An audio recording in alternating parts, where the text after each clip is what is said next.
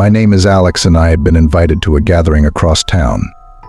It was a dark, cold evening as I drove down the empty road, my headlights cutting through the thickening fog. The road was deserted, surrounded only by trees. As I drove, enjoying the drive and listening to music, something suddenly caught my eye. In the middle of the road, there was a figure. At first, I thought it was just the fog playing tricks on me, but as I got closer, I saw her clearly. She wore a long white dress, and her dark hair blew in the wind. She didn't move, just stared straight at my car. My heart pounded as I slammed on the brakes. The car screeched and came to a stop, just inches from her. My hands gripped the wheel, my breath quickening. Who was she, and why was she out here so late? Before I could think, the car moved suddenly. I'm not sure if my foot slipped or something else happened, but the car went off the road and hit a tree. My head hit the wheel, and I blacked out. I woke to muffled voices around me. Slowly, I opened my eyes, blinking against the sharp pain in my head. My chest ached, and the smell of gasoline filled the air. As my vision cleared, I saw several people rushing toward me. They helped me out of the car and guided me to the side of the road, where others were already on the phone with emergency services. Minutes later, an ambulance came, and I was taken to the hospital. My head hurt, and my body felt stiff, but I was alive. As they pushed me into the emergency room, I looked out the window and froze. There she was again, the same woman. She was standing outside the hospital parking lot, dancing under the streetlight. Her moves looked strange, like something from a bad dream. Hey, are you all right? A nurse's voice broke through my trance. Yeah, I think so, I whispered, still staring at the window. Who's that woman? The nurse gave me a strange look. What woman?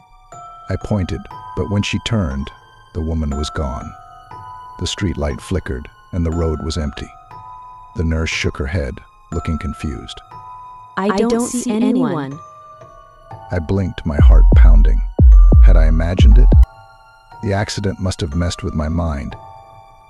A few hours later, I was discharged with just some cuts and bruises. I called my sister Emily and asked her to pick me up. The wait felt longer than it was, and I couldn't keep the strange experience to myself any longer. When she arrived, Emily pulled up in her car at the hospital entrance. I quickly climbed in, and as we drove off, I started telling her everything: the woman in the road, the crash, and the chilling sight of her dancing under the streetlight. Emily listened, but she didn't believe me. She said I was probably just shaken up and told me to take her to the same place so she could see for herself. When we arrived, the road was empty. No woman. No sign of anything strange. I felt foolish, ready to leave, when suddenly there she was again. The same woman, standing just ahead, as if waiting for us. She was under the streetlight, her back to us, dancing in the darkness. My heart was racing, and I felt scared. Without thinking, I took out my phone and started recording. My hands were shaking, and the screen flickered in the dark. The woman moved strangely, tilting her head back slowly until her eyes looked straight at me. I felt a cold chill. Then, just as the air felt heavy, I heard a whisper. It was so soft it felt like it was in my head. You shouldn't have done that.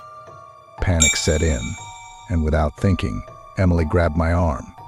We need to go now. She screamed, pulling me toward the car. Emily pulled up in her car. I didn't even wait for her to stop fully before jumping in. She slammed the door shut, and I could feel my heart pounding in my chest as she sped away from the spot. When we finally reached home, the fear still didn't leave us. The house was quiet, too quiet. Emily and I rushed inside, locking all the doors. We both collapsed onto the couch, trying to catch our breath. The next morning, I woke up and grabbed my phone to check the video of the woman. But when I opened my gallery, it was gone. I searched everywhere, but it wasn't there. When I told Emily, fear swept over both of us. We realized we had made a big mistake by filming her, and we knew there would be a price to pay. Later that evening, we received a call, a call that would shake us to our core. Our father collapsed at the exact spot where I had filmed the Serbian dancing lady. The paramedics found no medical explanation for his condition. He was just unconscious. I couldn't stop thinking about the warning she had given me. Had I made a grave mistake by recording her? Could it be that by making that video we had unknowingly crossed a line? Was she now taking something from us, something far more precious than we could ever understand? The days passed in a blur. Our father stayed unconscious with no recovery. Then came the call. He had passed away. The doctors couldn't explain it.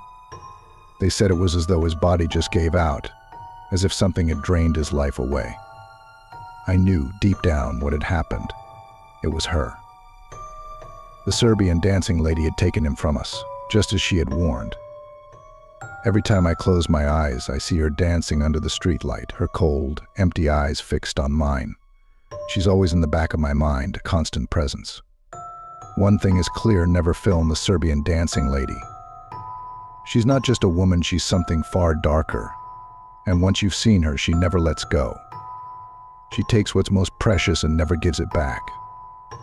Did you think the Serbian lady was real, or was it just a trick of the mind? Share your thoughts in the comments below. Would you have made the same mistake by recording her? Don't forget to hit the like button and subscribe for more stories.